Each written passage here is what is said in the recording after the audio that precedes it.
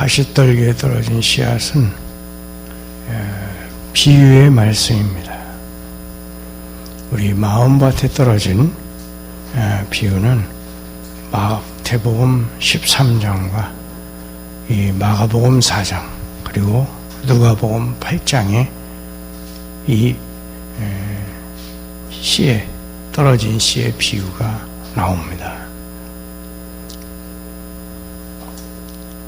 여기에서는 이제 예수님께서 네 가지 땅에 떨어진 씨의 비유를 말씀하고 있는데, 네 가지 땅이란 길가, 돌밭, 가시떨기밭, 그리고 좋은 땅입니다. 근데 오늘은 가시떨기에 떨어진 씨앗에 대해서 생각해 보고자 합니다.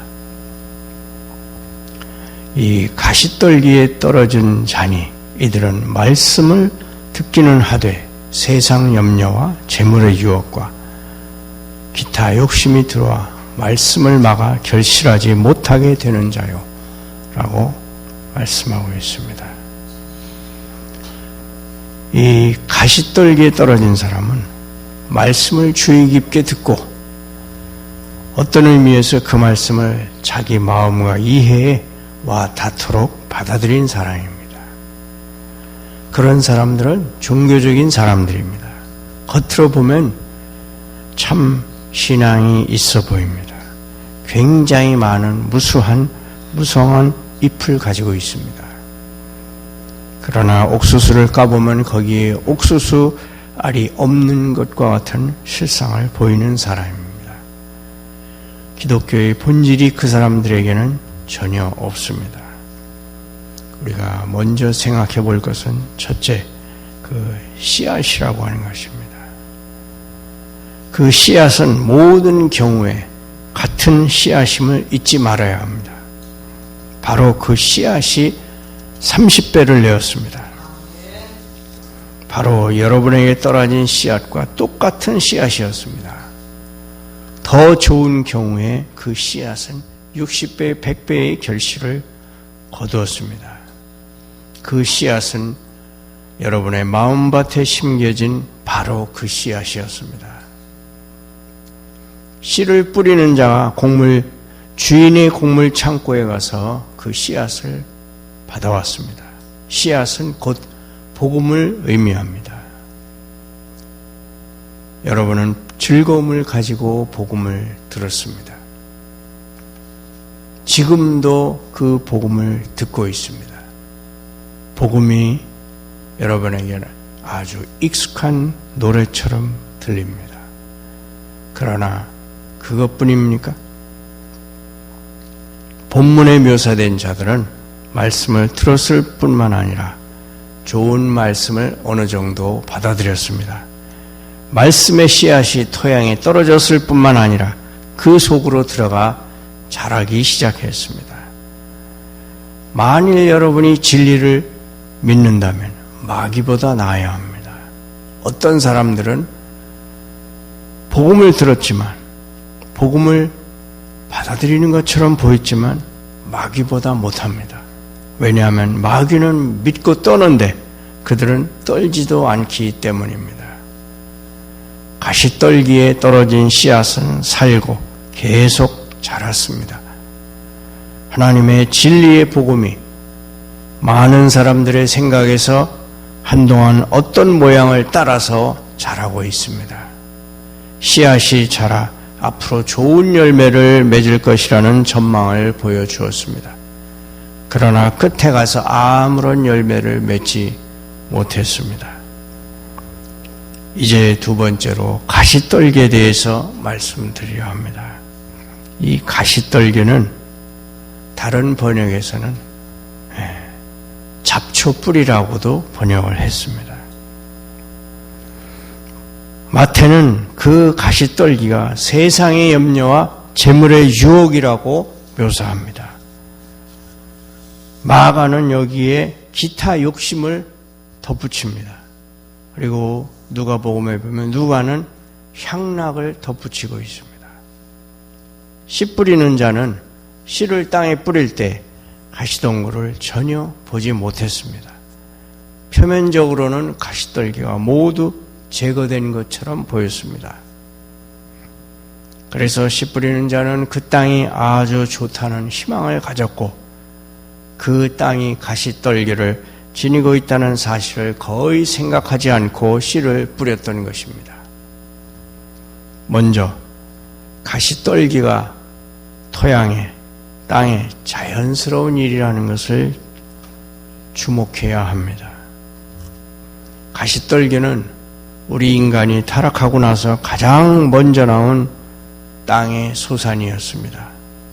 믿음을 방해하는 어떤 악이라도 특이한 것으로 여겨서는 안 됩니다.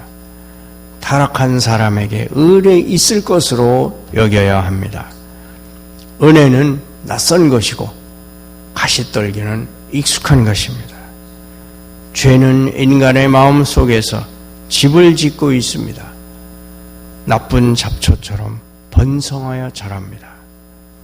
만일 어느 누구라도 세상의 염려와 재물의 유혹에 손상을 입는다면 우리는 놀라지 않을 것입니다. 그건 아주 자연스러운 일입니다. 그러므로 이런 악행에 빠지지 않도록 조심해야 합니다. 두 번째로 가시떨기는 이미 땅속에 자리를 잡고 있었습니다. 그것들은 땅속에 자연적으로 있었을 뿐만 아니라 땅속에 뿌리를 깊이 내리고 박혀 있었습니다. 우리 속에 있는 죄들이 우리의 인격적 기능들을 장악하려고 애를 씁니다. 할 수만 있다면 우리의 죄는 그 일들을 포기하지 않을 것입니다. 죄는 성령께 대하여서도 길을 내주지 않을 것이고 새 생명이나 하나님의 은혜의 감화에 대해서도 길을 내주지 않으려고 길을 쓰고 싸울 것입니다. 죄의 뿌리가 우리의 본성 전체를 관통하고 있습니다. 놀라운 세력으로 우리의 본성을 장악하고 있으며 기이한 끈질김으로 그 잡은 것을 놓지 않습니다. 우리의 악한 본성은 근본적으로 보수적입니다. 하나님의 은혜와 의로 말미암아 왕노릇하게 되긴 혁명적인 모든 시도를 분쇄시키려고 길을 쓸 것입니다. 그러니 깨어 기도하십시오. 여러분 속에 선한 것을 시험이 와서 막지 못하도록 말입니다. 열심히 깨어 있으십시오. 은혜는 낯선 토양에서 자라는 연한 풀과 같은 것입니다. 죄가 본성과 맞아떨어지는 토양 속에서 강하게 뿌리를 내리고 있습니다. 신앙을 고백하는 그리스도인들 가운데 어떤 사람들이 가시떨기가 나는 땅과 같은 이유는 무엇일까요? 그것은 상태를 바꿀 정도로 진행되었어야 할 절차가 생략되었기 때문입니다.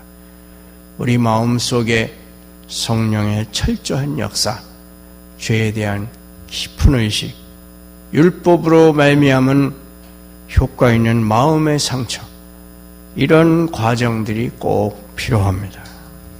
우리는 땅 표면만을 긁고 지나가는 쟁기질로서는 가시떨기를 온전히 제거하지 못합니다.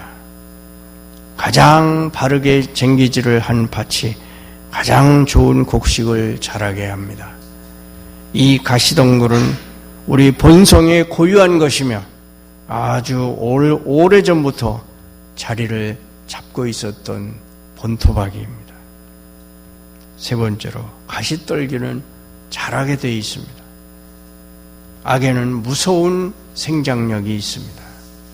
처음에 가시떨기는 몇 개의 작은 잎을 냅니다. 그리고 그것들이 가시를 뻗어나갑니다. 결국 그것들이 더 번성하여 무리를 이룹니다. 그래서 곡식을 감싸버려 마치 곡식이 가시 숲속의 외로운 존재처럼 서 있게 됩니다. 그리고 가시떨기가 퍼져나가 알곡들을 덮어버립니다. 가시떨기는 주인 노릇을 하고 싶어 견딜 수 없어 합니다. 네 번째로 가시떨기는 곡식으로부터 모든 영양분을 다 빼앗아 갑니다.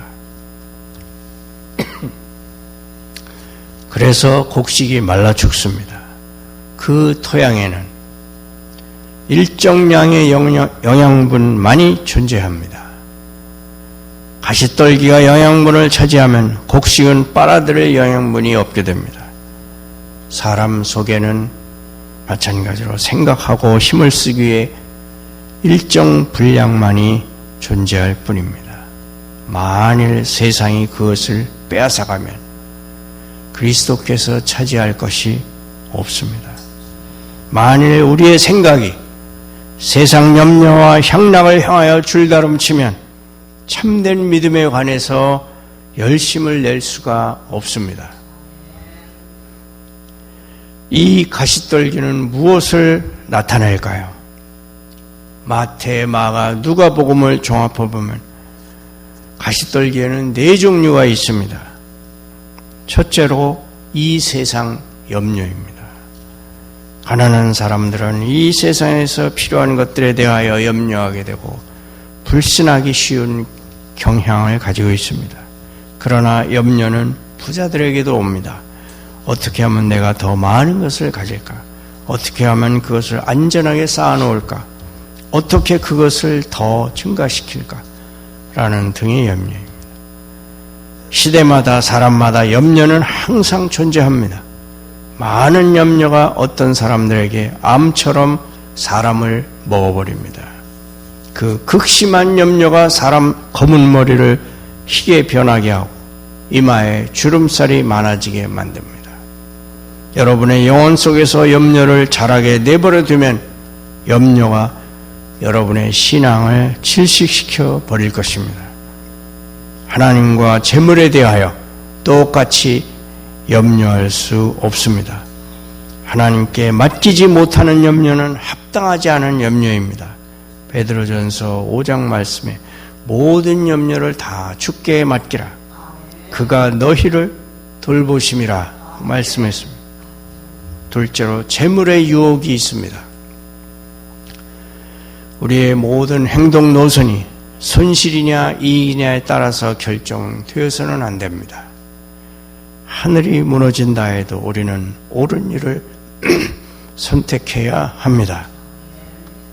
부를 얻게 될 때 부는 매우 속이는 특성을 가지고 있습니다. 왜냐하면 부는 사람들 속에 많은 악을 낳기 때문입니다. 이런 재물의 유혹이 장악하도록 내버려 두면 좋은 씨앗은 실식합니다. 디모데전서 6장 말씀에 부활해하는 자들은 시험과 올무와 여러 가지 어리석고 해로운 욕심에 떨어지나니 곧 사람으로 파멸과 멸망에 빠지게 하는 것이라. 돈을 사랑함이 일만하게 뿌리가 되나니 이것을 탐내는 자들은 미혹을 받아 믿음에서 떠나 근심으로써 자기를 찔렀도다. 우리가 세상에 아무것도 가지고 온 것이 없음에 또한 아무것도 가지고 가지 못하리니 우리가 먹을 것과 입을 것이 있은즉 족한 줄로 알 것이니라. 세 번째로 누가는 다른 종류의 잡초에 대해서 말합니다. 누가가 말하는 잡초는 향락이라고 하는 것입니다. 즐거움은 약같이 우리에게 좋은 방향으로 사용되어야 합니다. 즐거움을 느끼는 것을 앞세울 때는 곤고한 것이 되는 것입니다. 그 즐거움을, 그 향락을 사람의 양식으로 삼아서는 안 됩니다. 현대는 즐거움과 향락의 시대입니다. 모든 사람들이 그것을 욕심내고 탐하고 있습니다. 많은 사람들이 모든 거룩한 생각들과 은혜로운 결심들을 아주 하찮은 것으로 취급해 버립니다. 향락을 추구하는 마음은 거룩한 생각을 죽여버립니다. 세상적 쾌락이라는 염소가 우리의 은혜의 새싹을 먹어버리지 못하게 하십시오. 네 번째로 마가는 기타 욕심을 덧붙입니다. 하나님과 그리스도에 속한 일들 외의 모든 것들은 기타라고 말하고 있습니다. 만일 사람이 하나님의 영광에 미치지 못하는 어떤 대상을 따라서 자기의 삶을 소유하고 있다면 그 자체가 아무리 선한 것이라 할지라도 좋은 씨앗이 그보다 열등한 대상 때문에 질식당하는 것입니다. 어떤 사람이 학문적으로 뛰어날 수 있습니다. 그의 학문을 거룩한 목적으로 사용한다면 아주 좋은 것입니다. 그러나 그 학문도 지나치면 하나님을 떠난다면 좋은 씨앗을 질식시키는 것으로 사용될 수 있습니다. 세계 제1의 대학 가운데 꼽히는 영국의 옥스퍼드 대학교가 있습니다. 옥스퍼드 대학교의 표어는 바로 주님은 나의 빛이라고 하는 말씀입니다. 이 옥스퍼드 대학교는 1200년대에 세워진 학교이고 그 표어는 800년 전에 만들어졌습니다. 주님은 나의 빛. 주님이 모든 학문 곳곳에서 주님만이 나의 학문에 빛을 비춰주신다는 말씀입니다. 그래서 모든 학문에서 하나님을 인정하던 그런 대학이었습니다. 그러나 지금 최근에 그 대학의 교수 중에 한 사람인 리처드 도킨스라고 하는 사람이 무신론에 관한 그러한 책을 썼습니다. 그는 마치 과학적으로 무신론이 옳은 것처럼 그렇게 그것이 지금 전 세계적으로 충격을 불러일으켰고 많은 사람들에게 많이 팔렸습니다. 우리나라에도 그것이 번역되어 나왔습니다. 무신론이 하나의 학문으로 인정이 되는, 그리고 그러한 사람이 이제는 옥스퍼드 대학교의 정교수입니다. 이제 옥스퍼드 대학교도 그 주님은 나의 빛이라고 하는 것은 사실 그 표현은 폐지되고 이제는 그 이름만 남았습니다. 그리스도께서 우리 모든 것에 모든 것이 되지 못하실 때마다 우리 영혼 속에서 좋은 씨앗이 질식당합니다. 그것이 어느 것이든, 그것이 돈을 버는 것이나 명예나 학문 연구나 쾌락, 향락이나 그 모든 것들이 좋은 씨앗을 질식시킬 가시덩굴이 될 수 있습니다. 마지막으로 결과를 보겠습니다. 가시떨기가 씨앗이 나오지 못하게 하거나 씨앗이 거기서 다른 곳으로 날아가게 하지는 못했습니다. 씨앗은 떨어진 자리에 남아 있었습니다. 그러나 가시떨기가 씨앗을 질식시켰습니다. 여러분의 사업과 여러분의 염려와 여러분의 향락이 여러분의 믿음을 뿌리째 뽑아버리지 못할 수도 있습니다. 여전히 믿음이 거기에 그대로 있을 수 있습니다. 그러나 이런 것들이 여러분에게 더 좋은 느낌을 막아버립니다. 호흡이 곤란한 사람은 좋은 일을 많이 할 수 없습니다. 도둑이 집에 침입하고 자기가 가지고 있는 소유를 도둑에게 빼앗기지 않으려고 애를 쓴다 할지라도 호흡이 곤란하면 무엇을 할 수 있겠습니까? 그는 다시 호흡을 원활하게 할 때까지 기다려야 할 것입니다. 우리 주위에 믿음을 질식시키는 요소들이 얼마나 많습니까? 물론 믿음이 살아있을 수 있습니다. 그러나 그것이 정말 그런지는 잘 모르겠습니다. 하여튼 믿음의 얼굴이 매우 희미하게 보입니다. 만일 여러분이 가시떨기에 질식당한 씨앗 같지 않으려면 열심을 다 기울여 살아가야 합니다. 만일 여러분이 나중에 주 안에서 죽는다 할지라도 여러분이 예수님을 위해서 더 많이 살지 못한 것을 생각하면 마음이 아프게 될 것입니다. 만일 여러분이 가시떨기와 같은 이런 것들을 위해서 산다면 그날에 후회하게 될 것입니다. 디모데전서 6장 11절 말씀입니다. 오직 너 하나님의 사람아, 이것들을 피하고 의와 경건과 믿음과 사랑과 인내와 온유를 따르며 믿음의 선한 싸움을 싸우라. 이와 같은 은혜를 누리시기를 주님의 이름으로 축원합니다.